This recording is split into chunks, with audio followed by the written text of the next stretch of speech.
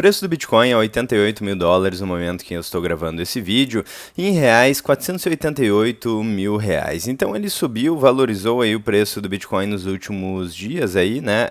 Na verdade, mais especificamente ontem, e segurou bem ali na faixa dos 88 mil dólares.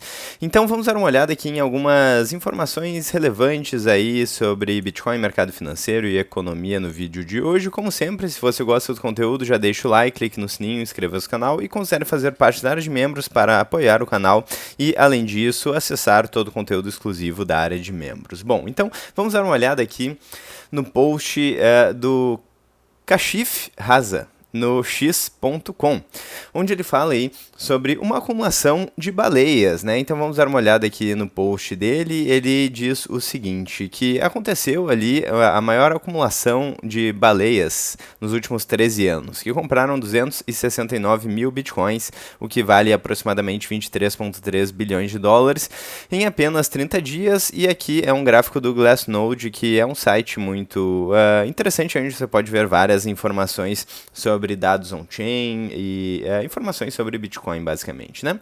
Então, anteriormente, né, já tinha acontecido, pelo menos em número de Bitcoins aqui, né, compras tão grandes quanto essa, mas fazia muito tempo que isso não acontecia. Então é aquela velha história, né? Os preços baixos geralmente são momentos onde o smart money, grandes baleias, acabam acumulando, e não o oposto, né? Então, é aquela velha frase que o mercado financeiro é uma máquina de tirar dinheiro dos impacientes e colocar na mão dos pacientes. E quando a gente fala sobre um bom ativo, como provavelmente é o Bitcoin, então isso acaba sendo verdade, né? O disclaimer que a gente sempre faz aqui no canal é que isso não é uma dica de investimentos, é sempre bom mencionar isso, mas vamos dar uma olhada aqui nessa e em outras informações. Bom, então é um dado muito relevante aí, mais relevante inclusive do que os gráficos aí de extrapolação linear, logarítmica, de ciclos de 4 anos, que inclusive a gente falou no outro vídeo, porque eu gosto de trazer aqui as notícias boas e ruins para que vocês possam avaliar e tirem suas próprias conclusões e avaliem o que faz mais sentido, né? E realmente é um movimento bastante interessante. Então vamos dar uma olhada aqui no que isso significa em termos claros, né? Bom, basicamente, baleias compraram aproximadamente 270 mil bitcoins em 30 dias, mais de 23 bilhões de dólares, e foi a maior acumulação mensal em 13 anos.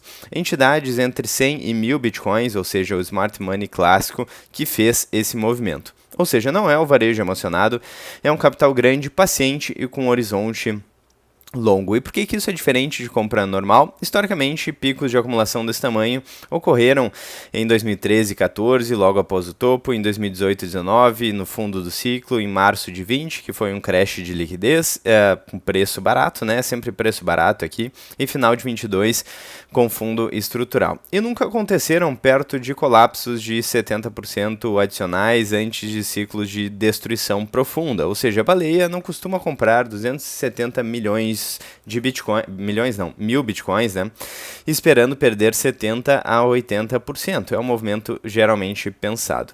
A leitura que a gente pode inferir aqui é que isso pode sinalizar 3 coisas, inclusive ao mesmo tempo. A expectativa de preços maiores à frente, não no curto prazo, né, semanas, mas no horizonte de trimestres e anos, porque quando falamos aqui de baleias, eles geralmente pensam no longo prazo, caso contrário, não teriam acumulado tantos satoshis. Convicção de que níveis atuais são bons preços, então mesmo após ETFs alta forte de 23, volatilidade recente, se 80 a 90 mil dólares fosse caro, essa compra não aconteceria. E aqui é interessante, porque estamos próximos da máxima histórica, quando a gente analisa aí o gráfico no zoom out, mas tivemos uma correção bastante significativa desde o topo, então mais de 20% aí de desvalorização, de correção em dólar, o que pode indicar para vários players aí um momento interessante para compras, né? E mudança estrutural, então, no piso do mercado, quando entidades desse porte acumulam, eles não vendem correções normais, eles acabam reduzindo a oferta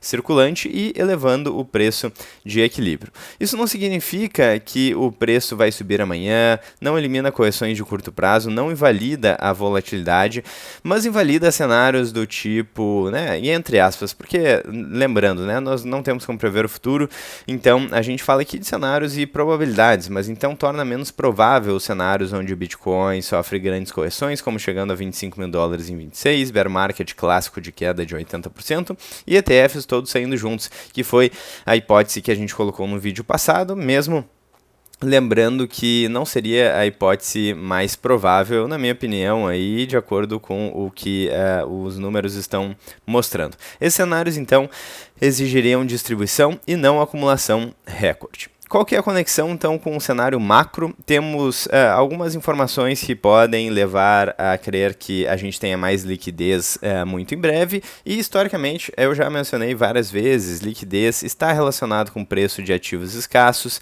Se vocês quiserem se aprofundar nesse tema, deem uma olhada no artigo da Lynn Alden, que fala sobre liquidez global e Bitcoin, certo? Que é muito interessante, onde ela fala exatamente sobre isso. Então, em cenário macro, nós temos CPI, que é a inflação nos Estados Unidos, é como se fosse o IPCA caindo, e isso pode levar a novos cortes de taxas de juros ou facilitar a narrativa política para aprovar programas de quantitative easing, impressão de dinheiro, expansão da base monetária, juros reais em tendência de queda, expectativa de quantitative easing ou afrouxamento, ETFs drenando oferta diariamente e mineradores vendendo menos. Tudo aponta então para compressão de oferta e não excesso. Ou seja, baleias não compram como se o mundo fosse acabar. É uma mensagem silenciosa e brutal de que talvez o mercado esteja reprecificando para cima e o risco hoje é ficar fora esperando o fundo perfeito. Talvez seja uma questão de assimetria e realmente eu concordo muito com essa frase aqui, que atualmente não saber nada sobre o Bitcoin pode ser inclusive mais arriscado do que estudar o ativo e conhecer o ativo, principalmente depois que a gente tem grandes empresas, temos BlackRock, a maior gestora de investimentos do mundo, fazendo um ETF de Bitcoin com grande sucesso, e por aí vai, né? Estados, países e assim por diante. E vamos seguir aqui então já para a próxima informação aqui agora, novamente do Felipe De Martini no x.com, abre aspas. E se o ciclo de 4 anos nunca existiu?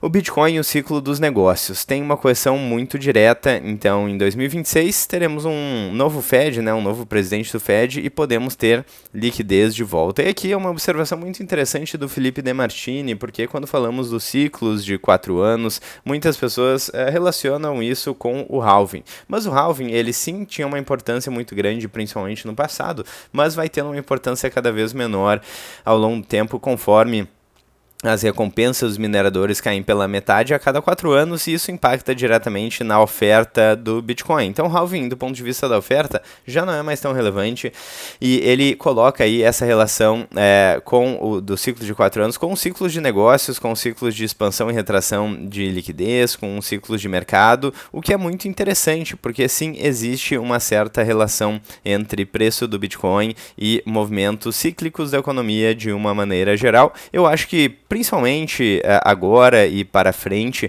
isso faz muito mais sentido do que os ciclos aí de halving, porque o halving, do ponto de vista da oferta, não tem mais tanto impacto quanto, por exemplo, grandes instituições comprando e vendendo Bitcoin. Então, o que chamamos de ciclo de 4 anos pode ser apenas uma sobreposição de dois fenômenos. Um choque de oferta do halving, né, cada vez menor, como eu falei, isso aqui faz cada vez menos relevância aí no ponto de vista da oferta do Bitcoin, e os ciclos de liquidez e de negócios globais, ISM, crédito, juros e M2, que é justamente essa tese que a gente vem levantando há alguns vídeos. E nos primeiros ciclos do Bitcoin, o halving tinha um impacto enorme, o mercado era pequeno, qualquer fluxo marginal gerava movimentos parabólicos. E hoje, o choque de oferta é menor em termos relativos, ETFs e tesourarias suavizam volatilidade e o preço reage muito mais à liquidez macro do que à emissão. Ou seja, os ciclos de 4 anos pode ter sido um artefato estatístico e não uma lei, certo? E quando a gente fala sobre Bitcoin e ciclos de negócios, como o ISM, aqui está o núcleo, né, do que isso significa. O Bitcoin não necessariamente, né, antecipa o halving, o Bitcoin pode estar, né, antecipando o ISM, ou seja, o ciclo industrial. E topos e fundos relevantes coincidem com ISM bottom, ou seja, quando o ISM cai, né, e é o início do bull market. Então, quando o ISM chega no fim, na exaustão, geralmente o Bitcoin também está muito próximo disso e gera aí um novo bull market. Quando o ISM está no topo, daí geralmente significa que estamos próximos do topo do Bitcoin e podemos ter uma desaceleração ou uma lateralização. É uma hipótese interessante, é claro, a gente não tem nenhum proxy perfeito, mas eu acho que isso faz cada vez mais sentido e cada vez mais coincide com os ciclos aí do Bitcoin, como vocês podem ver aqui, ISM linha em vermelho, Bitcoin linha em preto. E seguindo aqui então na análise, isso acaba confluindo com o comportamento de um ativo de liquidez marginal, ou seja, sobe quando o crédito expande e sofre quando um crédito contrai. E o Bitcoin está se comportando menos como uma commodity de escassez e mais como um barômetro monetário global. E onde é que entra 2026 nisso? Então, talvez o ponto-chave aí dessa interpretação, o fato de que 2013 não é importante porque é depois do halving. É importante porque bate com o ciclo de negócios e a política monetária. Hoje o cenário base é 2024 a 2025 com desaceleração controlada, 2025 com o Federal Reserve, Banco Central dos Estados Unidos, ainda restritivo e neutro, e 26 teremos então a troca do comando do Fed, bastante provável aí, uma certa pressão política por crescimento, déficit fiscal estrutural, reancoragem do crédito, retorno de liquidez explícita ou disfarçada, né? Programas de quantitative easing mais escancarados ou mais disfarçados, mas então a liquidez não precisa vir com um quantitative easing clássico, pode vir via facilitação de crédito, rolagem fiscal, controle implícito da curva e estímulos setoriais. Isso invalida, então, quedas fortes? Não, mas muda completamente a natureza delas. Antes, topos parabólicos, colapsos de 70% a 85% e longos invernos eram muito mais comuns, e agora correções violentas, porém mais curtas, são mais frequentes, temos mais acumulação institucional nas quedas e pisos ascendentes, né? Eu já falei sobre isso também aqui em alguns vídeos. Quando a gente olha esse último ciclo do Bitcoin, a gente tem topos e fundos cada vez mais altos. Quando a gente coloca mesmo no anual, que está negativo, a gente novamente tem topos e fundos cada vez mais altos. Então isso aí é um movimento mais brando, mais lento e gradual para o Bitcoin, que antigamente tinha uma volatilidade um pouco maior. Isso condiz com a tese dos retornos decrescentes, mas não necessariamente vai permanecer no longo prazo, porque o Bitcoin, se tratando de uma tecnologia, pode acelerar de maneira mais forte, eventualmente, caso a gente tenha aí um colapso mais acelerado das moedas fiduciárias e uma troca aí de sistema financeiro global para o Bitcoin. Bom, então o Bitcoin aí acaba sendo um macro-driven, né? Ou seja, ele corrige com liquidez e não implode estruturalmente sem colapso sistêmico. Uma possível conclusão aqui é que o ciclo de 4 anos pode nunca ter sido a causa, ele pode ter sido apenas o relógio errado marcando a hora certa. E o driver real parece ser ciclo de negócio, crédito, liquidez global. E se isso estiver correto, 2026 não é topo por definição, pode ser uma continuação ou reaceleração.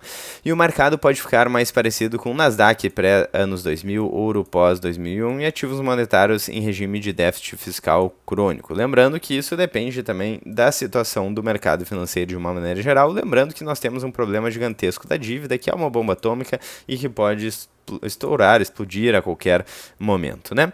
Então, basicamente, este é o cenário. Realmente, eu não consigo ficar muito bearish, eu não consigo ficar muito pessimista aí para o preço do Bitcoin, lembrando que isso depende, né? Porque quem quer comprar satoshis mais baratos espera uma queda no preço do Bitcoin, mas eu realmente não consigo enxergar essas quedas tão fortes como antigamente em um cenário normal, né? Um cenário de economia andando normalmente, o Bitcoin corrigindo tão forte durante tanto tempo como aconteceu em outros ciclos, né? Eu acho que isso vai se tornar cada vez menos provável. Bom, eu vou ficando por aqui, espero que vocês tenham gostado do vídeo. Novamente, deixem um like, cliquem no sininho, inscrevam no canal, fiquem à vontade na seção dos comentários. Vejo vocês muito em breve, ainda hoje ou amanhã no próximo vídeo do canal.